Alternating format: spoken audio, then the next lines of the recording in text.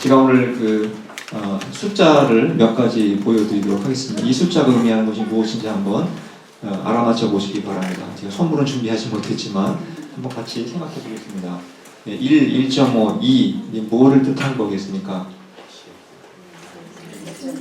여기 계신 분들을 다 포함해서 1, 1.5, 2 이렇게 표현을 해보았습니다.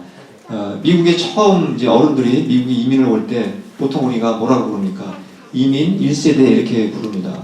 그리고 부모님이 이제 이민을 오실 때 따라온 자녀들을 보통 1.5세대, 저희 집 아이들 같은 경우 1.5세대에 해당이 됩니다. 그리고 여기 와서 아예 태어난 우리 자녀들은 보통 2세대 이렇게 부릅니다. 그래서 여기에 지금 보시면 1세대도 계시고 1.5세대 또 2세대 이렇게 여러 세대들이 같이 이렇게 모여서 예배를 드리고 있습니다.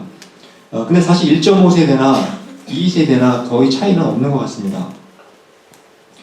저희 같은 1세대 같은 경우에는 미국에서 아무리 오래 살아도 또 아무리 영어를 잘해도 진짜 미국 사람이 될 수는 없는 것 같습니다. 한국에서 이미 살았을 때 우리가 갖고 있던 한국인의 정서, 한국인의 문화가 있기 때문에 그것이 그대로 남아있기 때문에 죽었다 깨도 미국 사람처럼 똑같이 되기는 어려울 것 같습니다. 그러나 우리 1.5세대나 2세대는 어떻습니까? 이미 언어적으로 봤을 때 한국말보다는 영어가 훨씬 편합니다.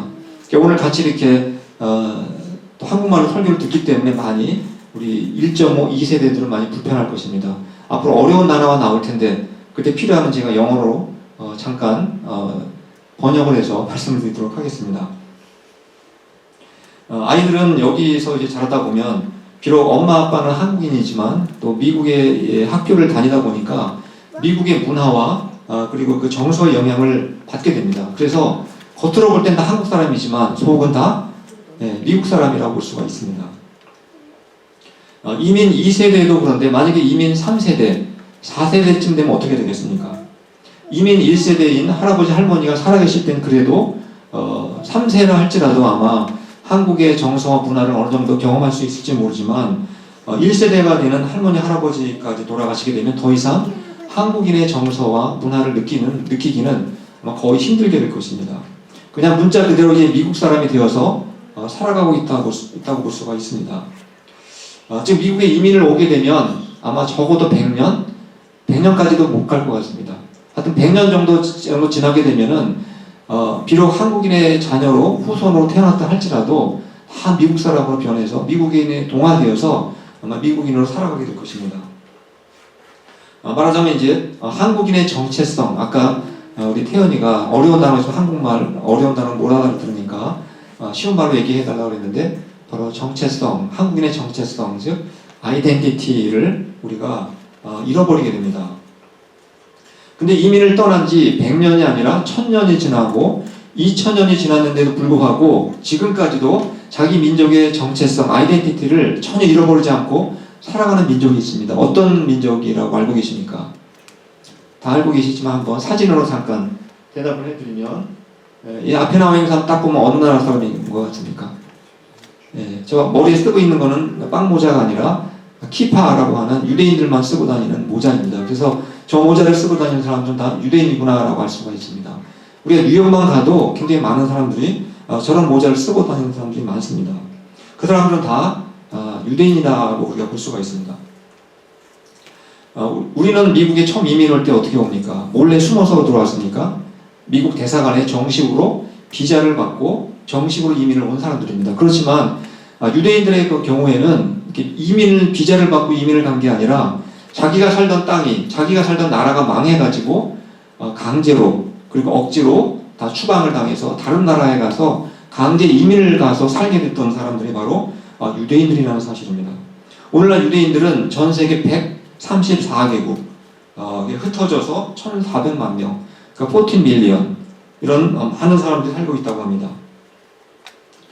그들이 약 2000년 전에 나라가 망해서 전 세계 강제 이민을 떠나게 되었는데 지금도 여전히 자기의 문화와 전통과 종교를 간직하고 살아가고 있습니다. 그리고 2000년 만에 심지어 국가를 또 새롭게 세울 정도로 그렇게 놀라운 일들이 벌어졌습니다. 우리 한국 사람들이 미국에 이민을 와서 우리가 아무리 우리나라의 전통과 문화를 지키려고 해도 몇 년을 못 버틴다고 했습니까? 아마 100년 이상은 버티기가 힘들 것입니다.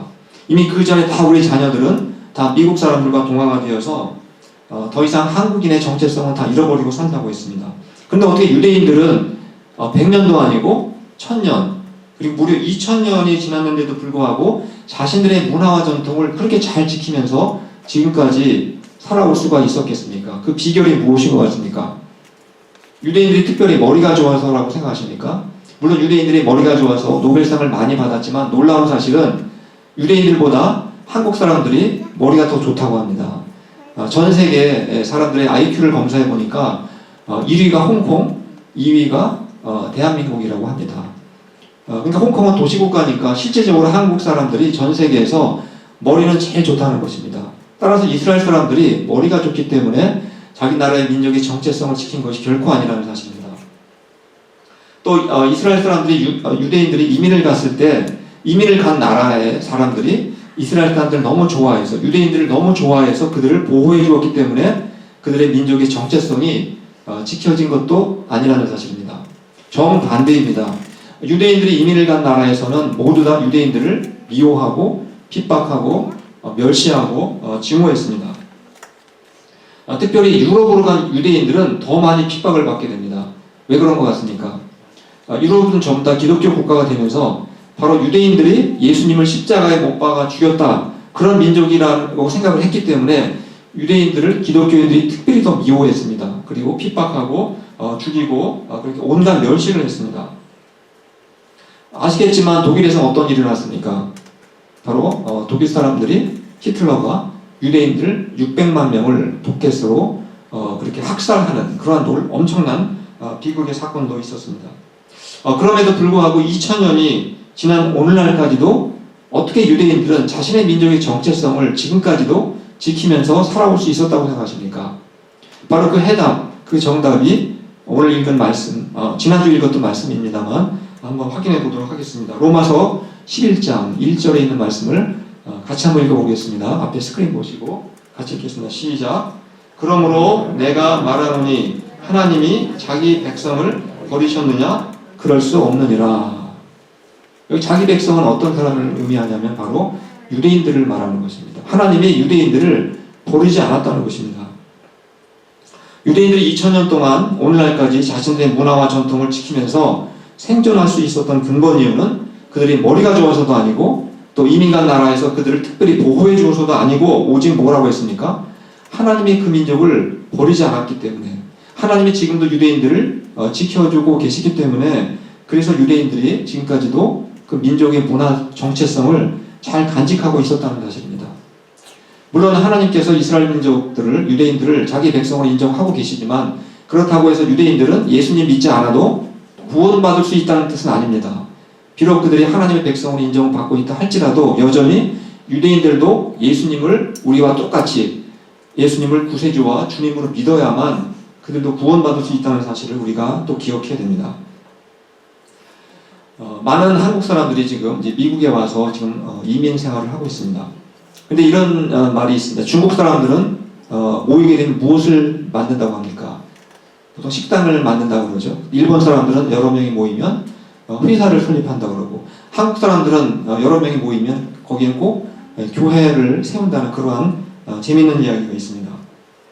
저희 교회도 이곳에 이제 켈러에다 8년 전에 교회를 세우게 되었는데 저희가 이곳에 켈러 한인교회를 세운 이유가 무엇이겠습니까? 누구를 전도하려고 여기에 교회를 세운 것이겠습니까? 중국 사람 전도하려고 세웠습니까? 아니 베트남 사람에게 전도하려고 여기에 교회를 세웠습니까? 바로 한국에서 이민 오신 분들을 중심으로 그들과 또 이민 1.5, 2세대들을 전도하기 위해서 또 함께 예배드리기 위해서 우리가 교회를 세운 것입니다. 그런데 만약에 이런 일이 일어나서 안 되겠지만 만약에 한인교회를 세워놨는데 한인들이 교회 오기를 거부하고 예수님 믿기를 거부한다면 여러분 어떻게 해야 되겠습니까? 다행히 우리는 지금 한인들이 이렇게 모여서 예배를 드리고 있지만 대부분의 이 켈러에 사는 한인들이 다 교회 나오기를 거부하고 예수님 믿기를 싫어하게 되면 어떻게 해야 되겠습니까? 아마 두 가지 방법 중에 하나가 될 것 같습니다. 첫 번째 방법은 교회를 그냥 클로즈, 닫아버리는 수밖에 없을 것입니다. 그럼 두 번째 방법은 어떤 방법이 있을 것 같습니까? 한국 사람들이 예수님을 믿기를 거부한다면 할 수 없이 이제는 한국 사람이 아닌 중국 사람이나 베트남 사람이나 또 뭐 네팔 사람이나 타 민족들에게 우리가 복음을 전할 수밖에 없게 될 것입니다. 요즘에는 한국 목사님들 중에서도 특히 영어로 목회를 하면서 이제는 한인뿐만 아니라 중국 사람, 또 뭐 흑인, 베트남 사람, 뭐 백인까지 다 포함해서 다민족, 다문화 교회를 목회하시는 그런 분들도 많이 계시고 앞으로 굉장히 많이 늘어날 것으로 그렇게 생각을 합니다. 혜인이 그 남편이 사역자로 유수부에서 지금 사역을 하고 있는데 거기에도 몽골 사람도 있고 필리핀 사람도 나와 있고 굉장히 많은 타민족들이 같이 유수 안에 다 모여서 예배를 드리고 있다고 합니다. 영어로 이제 목회를 한다면 아마 그런 일이 가능하게 될 거라고 생각을 합니다. 결국 한인들이 만약에 한인교회를 딱 세워놨는데 한인들이 교회를 나오지 않고 복음을 거부하게 되면 결과적으로는 누구에게 복음이 더 많이 전파되겠습니까? 결국은 중국 사람이나 베트남 사람이나 타민족들에게 이 복음이 더 많이 전파되고 그들이 예수님을 믿을 기회가 훨씬 많아지게 될 것입니다. 근데 이러한 일이 바로 바울 시대에도 일어났다는 사실입니다. 바울은 비록 다른 나라에 가서 복음을 전했지만 바울이 제일 먼저 찾아간 사람이 누군지 아십니까? 바울은 항상 자기 민족인 유대인들이 모여있는 회당에 제일 먼저 찾아가서 복음을 전했습니다. 우리가 사도행전을 읽다 보면 이러한 내용들이 많이 기록이 되어 있습니다. 바울이 비록 외국에 나가서 복음을 전했지만 그가 누구에게 복음을 먼저 전했는지 사도행전 13장 13절에서 14절 말씀 앞에 한번 보시겠습니다. 제가 한번 읽어드리도록 하겠습니다. 바울과 및 동행하는 사람들이 버가에서 더 나아가 비시리아 안디옥에 이르러 안식일에 회당에 들어가 앉으니라.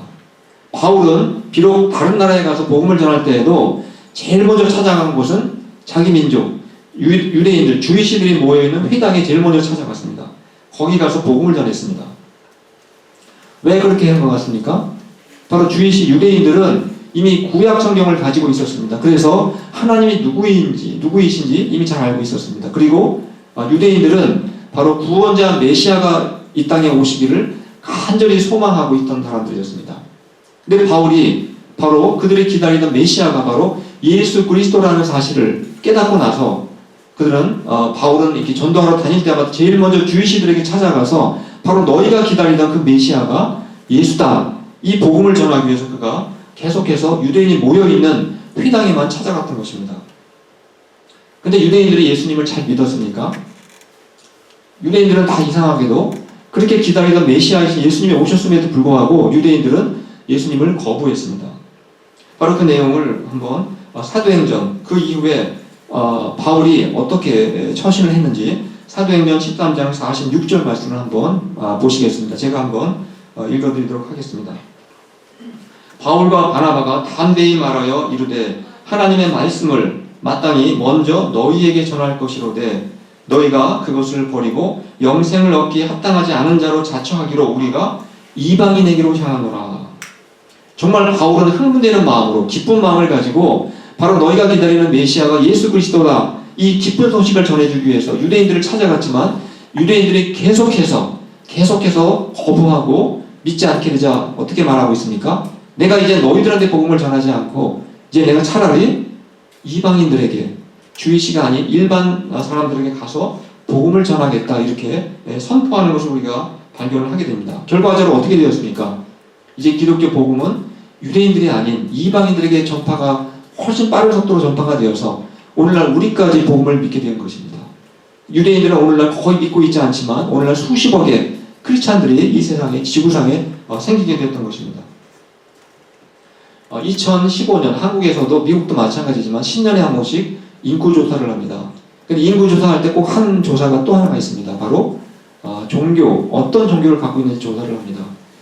지금부터 3년 전 한국에서 10년 만에 전체 인구조사를 했는데 그 중에 종교 분포를 조사를 했습니다. 그 전까지는 항상 어떤 종교가 가장 많은 사람이 믿었습니까? 1위가 무엇이었습니까? 불교였습니다. 그런데 2015년 딱 발표를 했는데 가장 많은 그 종교를 갖고 있는 사람들이 사실은 이 기독교라고 그렇게 밝혀졌습니다. 바로 개신교, 2위가 불교, 3위가 천주교 이렇게 그러니까 천주교와 기독교까지 다 합쳐버리면 굉장히 많은 사람들이 지금 예수님을 믿고 있다 이렇게 볼 수가 있습니다. 근데 이렇게 어떻게 남한에 이렇게 많은 기독교인이 생겼을까? 여러분 궁금하지 않으십니까? 사실 6.25가 일어나기 전까지는 남한보다는 북한에 훨씬 많은 신자들이 살고 있었습니다. 그래서 평양 같은 경우 그 당시 별명이 있었습니다. 북한의 평양을 어떻게 불렀냐면 동양의 예루살렘이다 이렇게 별명을 붙일 정도로 북한 특히 서북 지역에는 많은 크리스찬들이 살고 있었습니다. 우리가 잘 알고 있는 그 영락교회 한경재 목사님도 바로 평북 그쪽 출신에 해당이 되십니다. 북한에는 많은 기독교인이 있었고 또 교회들이 있었습니다. 근데 6.25 전쟁이 터지고 나자 바로 북한에 있던 많은 기독교 신자들이 남한에 내려와서 남한에 교회를 세우고 남한에 수많은 크리스찬들이 그때 생기게 된 것입니다. 즉 남한의 기독교가 많아지게 된 기독교인들이 많아지게 된 근본 이유 중에 하나는 바로 북한의 교회가 무너지고 북한의 교회가 넘어지고 실패했기 때문에 이 남한의 교회는 오히려 부흥하고 성공하게 되었다는 것입니다. 이와 비슷한 말씀이 성경에도 기록이 되어 있습니다. 한번 로마서 11장 12절 말씀을 우리 같이 한번 읽어보도록 하겠습니다. 시작. 그들의 넘어짐이 세상의 풍성함이 되며 그들의 실패가 이방인의 풍성함이 되거든 하물며 그들의 충만함이리요. 마치 남북한의 이야기를 하고 있는 것 같지 않습니까?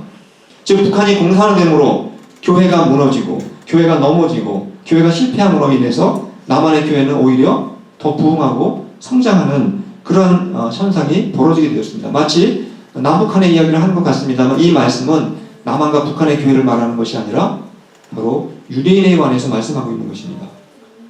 즉 처음에는 유대인들에게 복음을 전했는데 유대인들이 복음을 거부하자 그들이 넘어지고 실패했다는 것입니다. 예수님을 믿지 않았습니다. 결과적으로는 바로 그들이 실패했기 때문에 그 당시 개취급을 받던 이방인들이 예수님을 거꾸로 믿어서 오히려 축복을 받고 풍성한 은혜를 누리게 되었다. 그 말씀이 바로 이 말씀인 것입니다. 그럼 북한이 공산화가 되어서 북한이 망하는 바람에 교회가 무너지는 바람에 남한의 교회가 부흥했다고 했는데 자 그럼 우리는 이제 북한에 대해서 아무런 관심도 가질 필요가 없다고 생각하십니까? 사실은 남한의 교회가 부흥하고 남한의 교인이 많아진 이유는 바로 북한 교회에 도움이 있었기 때문에 북한 교회에 우리는 사실상 빚을 진 거라고 볼 수가 있습니다. 그래서 오늘날에도 남한의 많은 교회들과 또 전 세계에 흩어져 있는 한국 교회들이 한인 교회들이 바로 이 북한 선교를 위해서 북한을 선교하기 위해서 얼마나 많은 노력을 하고 있는지 모릅니다. 또 마찬가지로 유대인들이 복음을 거부했기 때문에 자, 우리는 어떻게 되었다고 했습니까? 우리는 거꾸로 축복을 받고 예수님을 믿게 되었다고 말씀드렸습니다. 우리는 이미 축복을 받았으니까 유대인들은 우리가 거들떠 볼 필요도 없고 그냥 무시해도 되는 것이겠습니까? 하나님께서는 유대인들을 버리지 않았다고 했습니다. 그리고 하나님께서는 유대인들도 역시 언젠가는 다 구원을 받을 것이다, 축복을 받을 것이다 이렇게 말씀을 하고 있다는 사실입니다. 그래서 하나님께서 버리지 않았기 때문에 유대인들은 2000년 동안 방황했지만 하나님의 은혜로 민족의 정체성을 지킬 수 있었고 1948년에 국가가 독립되어서 세워질 수가 있다고 말씀드렸습니다. 정말 놀라운 기적이 아닐 수가 없는 것입니다. 그래서 하나님께서는 유대인들을 결코 버리지 않았고 또 우리 역시 유대인들에게 그들의 구원과 선교에 무관심해서는 안 된다는 것을 우리가 알 수가 있게 되는 것입니다. 성경에는 특별히 많은 예언들이 기록되어 있습니다. 근데 성경에는 뭐 미국이라는 나라가 앞으로 어떻게 될지 이런 예언은 말씀은 없습니다. 또 한국의 남한과 북한 여러 가지 지금 대화가 오가고 있지만 과연 한국이 통일될 것이냐 안 될 것이냐 이런 예언도 성경에 기록되어 있지 않습니다. 근데 유일하게 이스라엘은 어떻게 될 것인지에 대한 예언은 성경에 기록되어 있다는 사실입니다. 그 말씀이 어떤 말씀인지 로마서 11장 26절에 있는 말씀을 같이 한번 읽어보도록 하겠습니다. 시작. 그리하여 온 이스라엘이 구원을 받으리라. 오늘날은 대부분의 유대인들이 예수님을 믿고 있지 않습니다. 거의 대부분 믿지 않지만 언젠가는 유대인들이 거의 다 믿을 날이 온다는 것입니다. 이것이 바로 성경에 예언되어 있는 내용입니다. 놀랍지 않습니까? 그래서 이스라엘 나라가 1948년에 독립이 되었는데 우리 이 말씀에 근거한다면 앞으로 이스라엘은 결코 망하지 않을 거라고 생각을 합니다. 한때 이란이 이스라엘을 지도상에서 없애버리겠다라고 위협을 했지만 하나님께서 그 민족을 버리지 않았기 때문에 계속해서 나라는 존재할 거라고 생각을 합니다. 근데 이상하지 않습니까? 어떻게 지금 현재는 유대인들이 거의 다 예수님을 믿고 있지 않는데 언젠가는 다 믿게 될 것이다. 어떻게 그게 가능하겠습니까? 바로 그 방법, 하나님의 어떤 방법을 통해서 모든 유대인들 다 구원할 것인지 그 방법론이 바로 로마서 11장 11절 하반절에 기록이 되어 있습니다. 우리 같이 한번 읽어보겠습니다. 시작. 그들이 넘어짐으로 구원이 이방인에게 이르러 이스라엘로 시기나게 함이니라. 현재 유대인들은 하나도 예수님을 거의 믿고 있지 않은데 바로 유대인들이 바로 예수님을 믿고 있는 이 기독교인들, 이방인 기독교 신자들이 예수님을 잘 믿어서 축복을 받고 구원을 복을 누리고 있는 이러한 모습을 볼 때 유대인들이 언젠가는 그 마음속에 시기심이 생긴다는 것입니다. 여기서 시기라는 단어는 우리가 보통 질투라는 단어와 같이 쓰기도 합니다. 그러나 여기서 이 시기라는 단어는 질투와 같은 부정적인 나쁜 의미로 쓴 단어가 아닙니다. 여기서 시기한다는 것은 부러워한다 또는 관심을 갖고 있다 이런 의미를 갖고 있습니다. 보통 사람들은 다른 사람이 잘 되는 것 보면 어떻게 됩니까? 물론 질투하는 사람도 있지만 부러워하게 되고 나도 어떻게 저렇게 될 수 있을까? 관심을 갖고 그 사람들을 따라하게 되고 배워보려고 그렇게 노력을 하게 됩니다.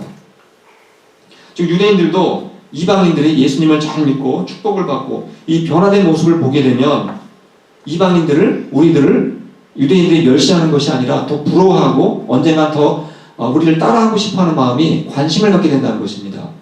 그 결과 어떻게 되겠습니까? 그 결과가 바로 로마서 11장 14절에 기록이 되어 있습니다.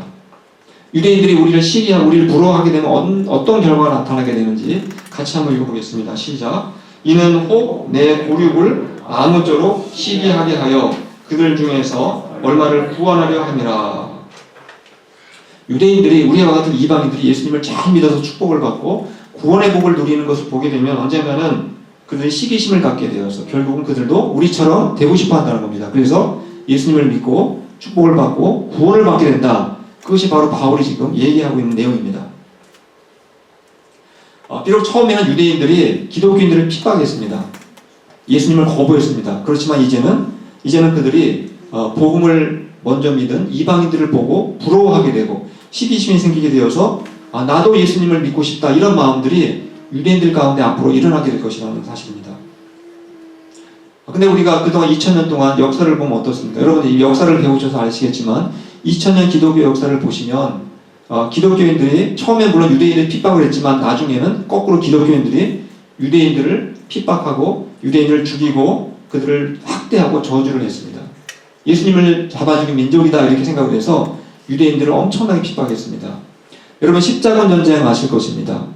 중세 때 십자군 전쟁이 있었습니다. 십자군 전쟁은 바로 기독교 국가인 유럽이 예루살렘을 무슬림으로부터 되찾기 위해서 전쟁을 일으킨 전쟁입니다. 그때 그 십자군들이 예루살렘에 쳐들어갔습니다. 그렇다면 거기 가서 단지 그냥 무슬림들만 죽이면 될 텐데 거기 가서 하필이면 유대인들의 회당까지 불태워버리고 심지어 유대인들을 불에 태워 죽였다고 합니다. 누가요?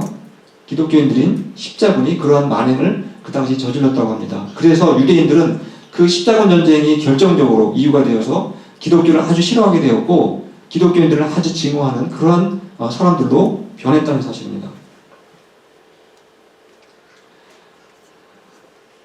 그래서 바로 우리가 그 유대인들이 기독교인들을 지금까지도 싫어하고 또 크리스찬 어떤 예수님 영화가 나오면은 그들은 그것들을 보지 못하게 하고 또 심지어 신약 성경은 그들이 금서로 그렇게 금하고 있다는 사실을 우리가 알 수가 있습니다. 그렇다면 우리가 이러한 유대인들을 어떻게 전도할 수가 있겠습니까? 아까도 말씀드렸듯이 우리 신자들이 예수님을 너무 잘 믿어가지고 이제는 그들이 우리를 부러워할 정도로 만들어야만 그때 비로소 유대인들이 우리를 잘 믿을 수 있다 이렇게 말씀하고 있는 것입니다.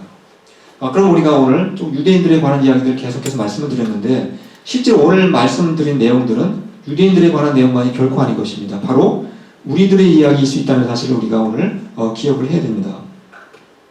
여러분 주변에 또 역시 마찬가지로 여러분의 고륙들, 가족과 친척과 이웃들 중에는 여전히 예수님을 믿지 않고 정말 유대인들처럼 기독교인들을 싫어하고 증오하면서 살아가는 사람들이 얼마나 많습니까?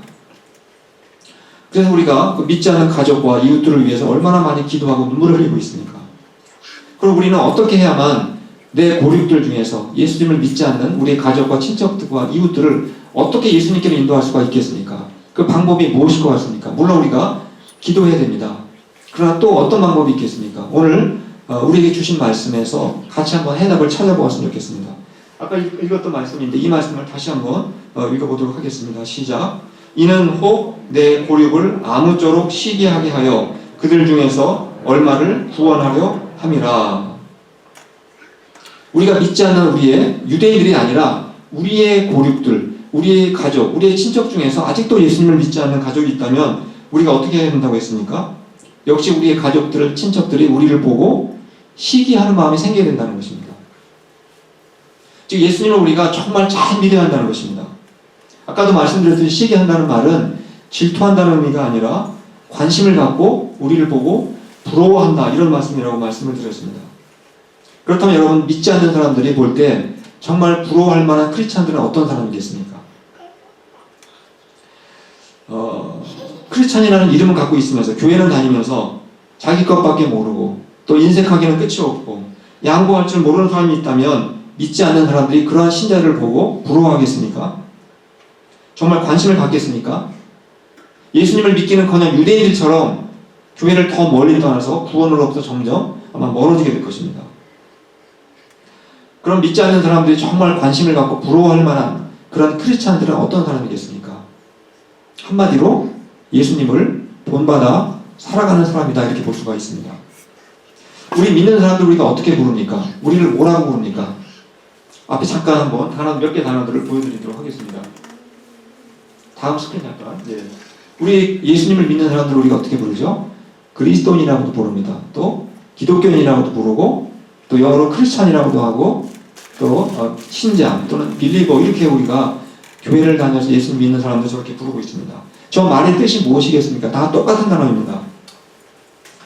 그리스도인, 크리스찬이라는 뜻은 내가 예수님께 속했다 이런 뜻을 갖고 있습니다. 말하자면 예수님을 진심으로 본받으면서 살아가는 사람을 우리가 크리스찬, 그리스도인, 신자 이렇게 부르는 것입니다.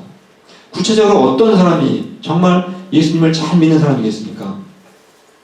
여러분이 주보를 매주 볼 때마다 주보 측면에 동그라미 3개가 있습니다. 주보를 보실 필요도 없이 앞에 저 배너를 보셔도 됩니다. 앞에 동그라미 3개가 있지만 바로 저 동그라미 3개 있는 그 내용대로 살아가는 사람을 우리는 예수님을 본받아 살아가는 사람이다 이렇게 볼 수가 있습니다. 어떤 사람이겠습니까? 제일 먼저 예수님을 구세주와 주님으로 믿는 사람, 믿음이 있는 사람을 우리는 크리스찬, 그리스도인이라고 부릅니다. 그러나 그것만으로 부족합니다. 바로 앞에 그 다음 동그라미에 어떤 내용들이 있습니까?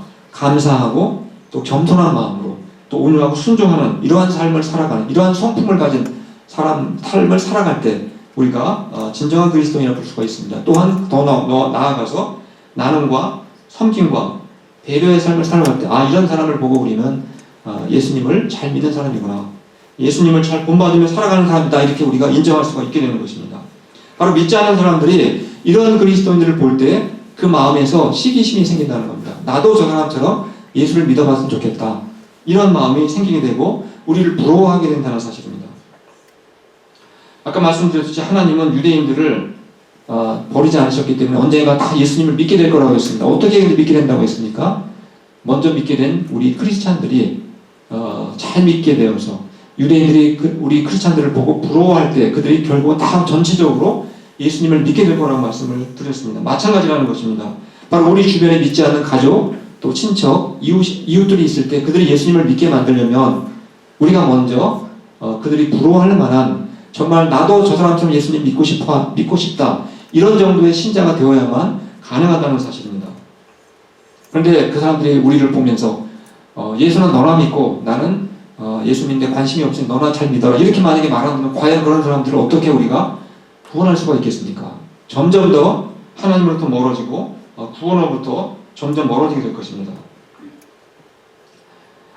우리는 정말 우리 가족이나 친척이나 이웃들이 바로 우리를 보고 정말 예수님을 꼭 믿고 싶다 이렇게 할 정도로 우리 모두가 다 예수님을 잘 믿는 그러한 신자들이 될 수 있기를 바랍니다. 그래서 여러분의 모습을 보고 관심을 갖고 정말 부러워서 정말 예수님을 믿고 싶은 마음이 생길 정도로 그러한 믿음의 삶을, 신앙의 삶을 살아갈 수 있기를 정말 간절히 바랍니다. 그렇게 하려면 어떻게 해야 한다고 했습니까?